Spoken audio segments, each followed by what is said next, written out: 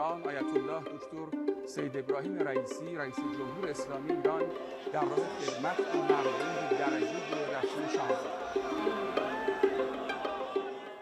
I am Constantine from the Washington Times. My guest today, Alireza Jafarzadeh. How are you, my friend?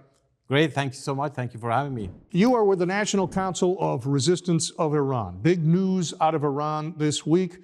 The president and the foreign minister killed in a helicopter crash. Your first thoughts when you heard this news?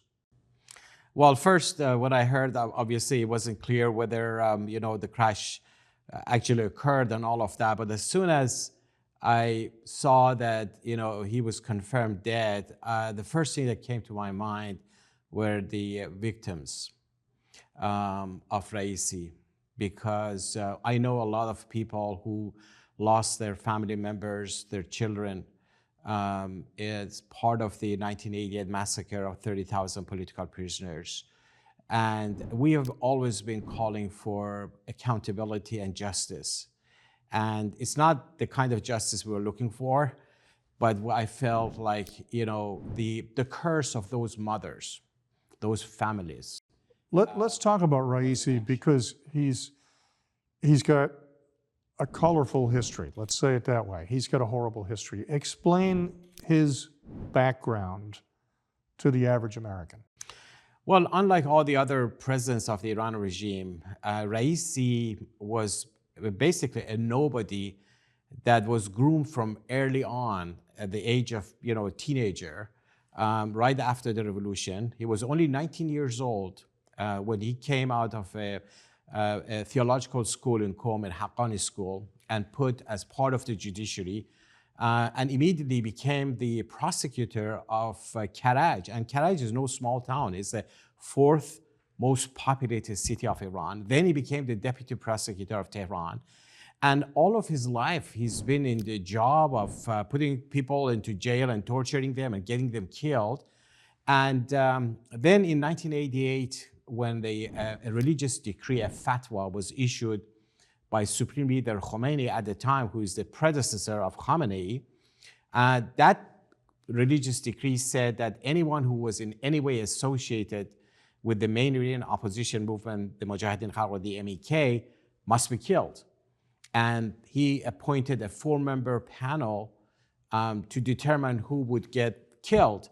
And Raisi was actually one of those four members, and the most, horrible person in that panel. And then he, in a matter of a few weeks, they just sent people to gallows, or none of whom were sentenced to death before. And as a matter of fact, by the end of August, as many as 30,000 were killed all over the country. That's the track record. And then he rose in the ranks of the regime after that murder. He was put in charge of the one of the most powerful and wealthy foundations in Mashhad, so that he could funnel money to the Revolutionary Guards and their proxies in the region. Then he became the deputy, judiciary chief, and then judiciary chief, and then eventually he became the president. So he had nothing of his own. He was in total loyalty that he rose in the ranks.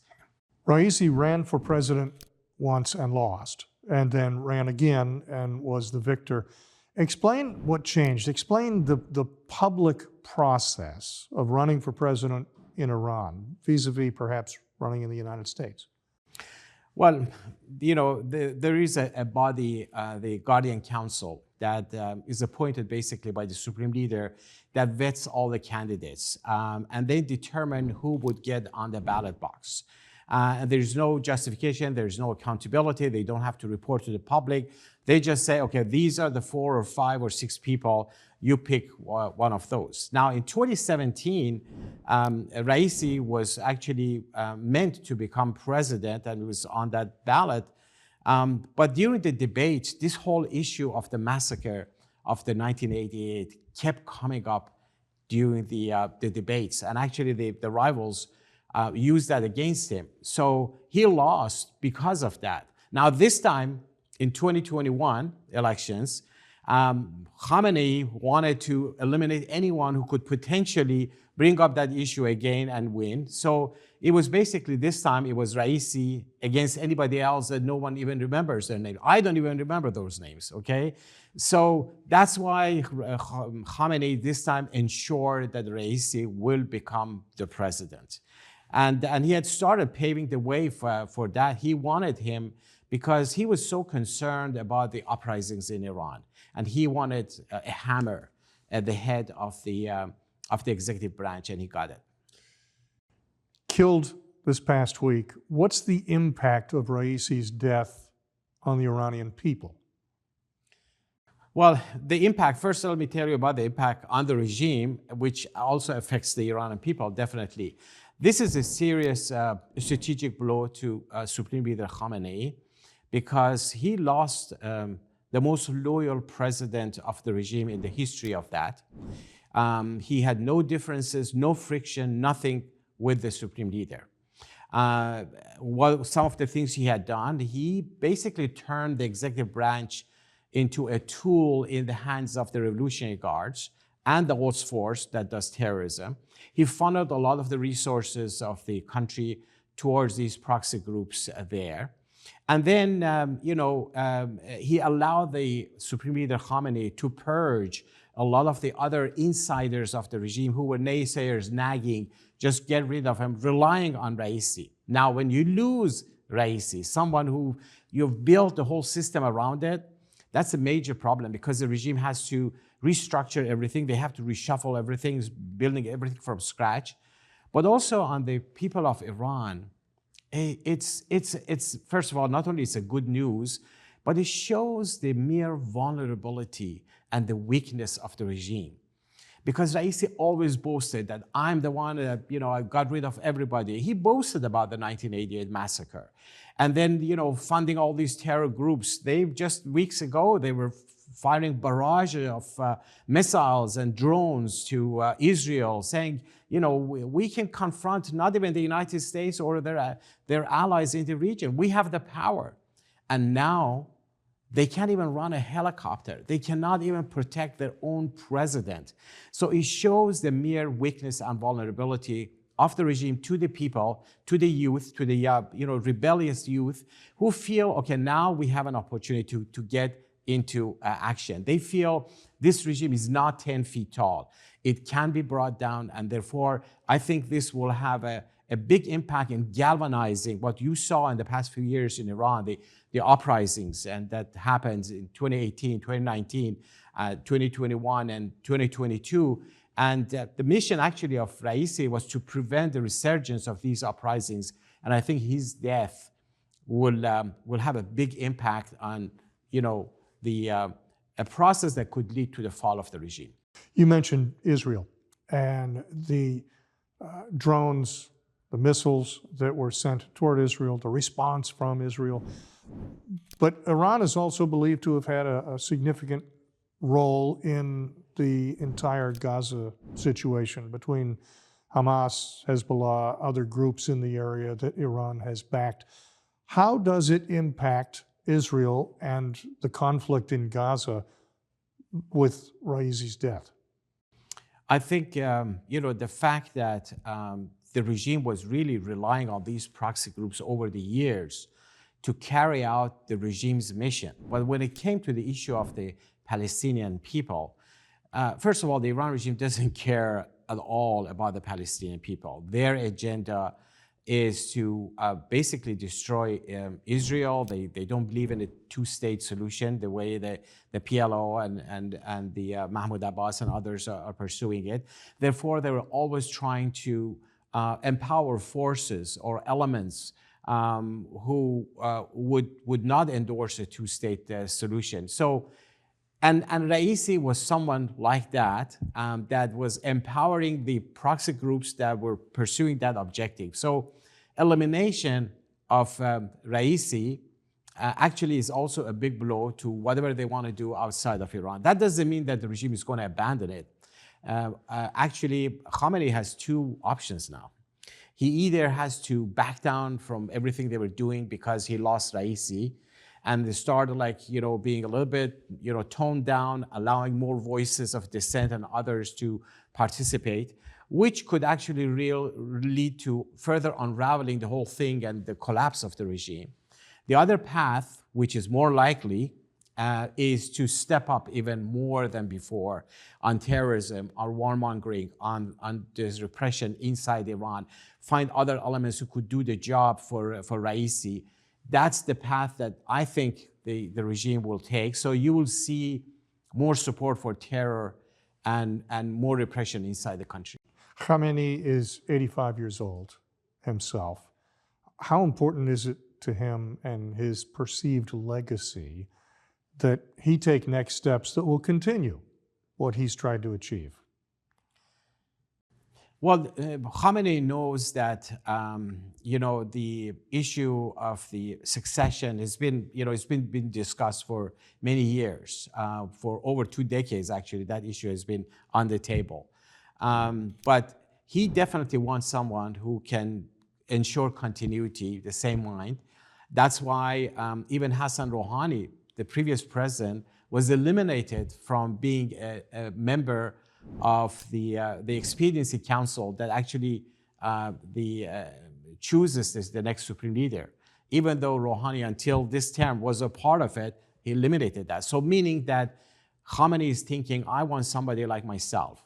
Okay. Now, of course, his son is one of those people, is mentioned around there. But who knows? Because the biggest question, I think even more important than his succession, is the issue of the existence of the regime itself. Whether the regime would survive, would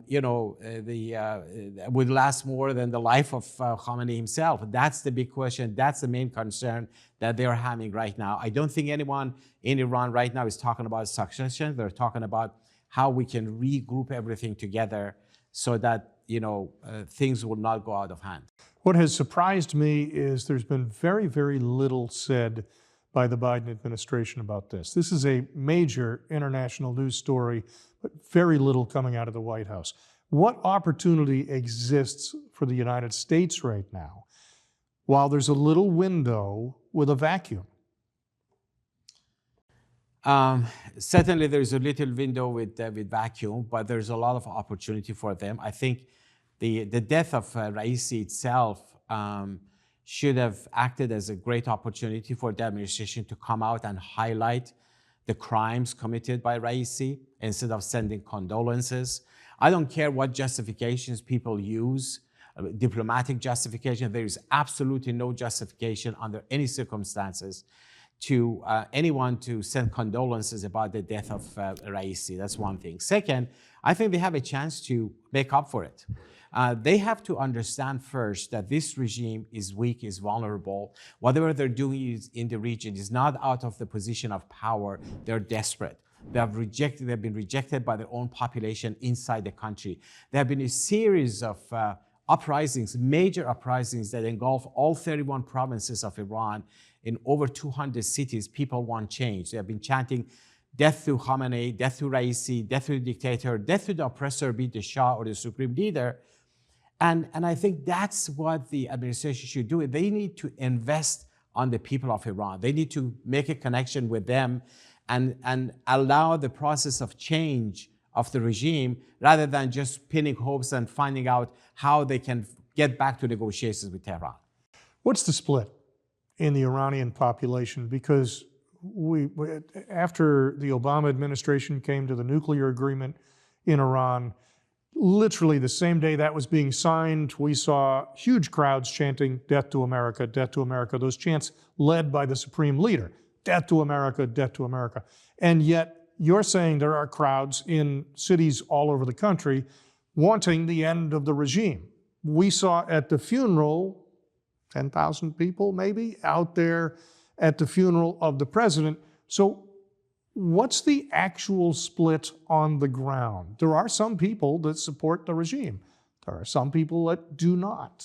How do we, thousands of miles away, interpret what that really is?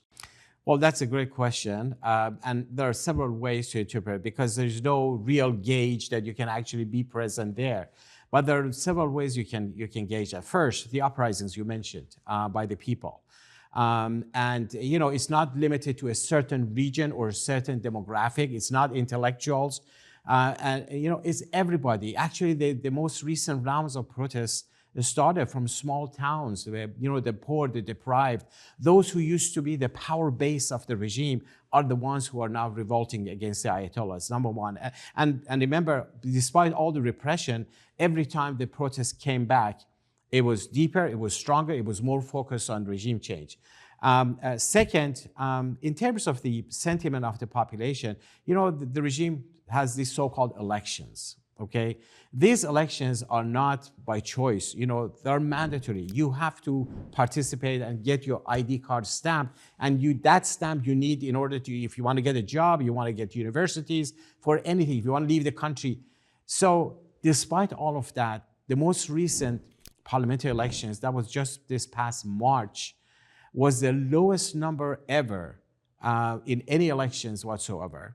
One of the candidate, for instance, for Tehran that got the seat, the official number announced by the government, which we know always is like 4 or 5 times multiplied, but in reality, the official figures showed that person got less than 7% of the eligible voters in the capital, Tehran.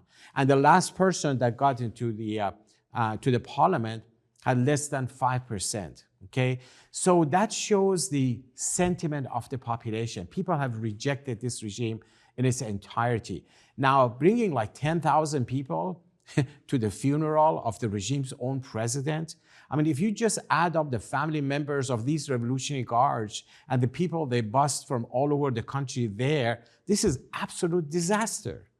Absolute disaster for a country of 85 million population, clearly showing that the regime has no popularity. They're concerned about their own future.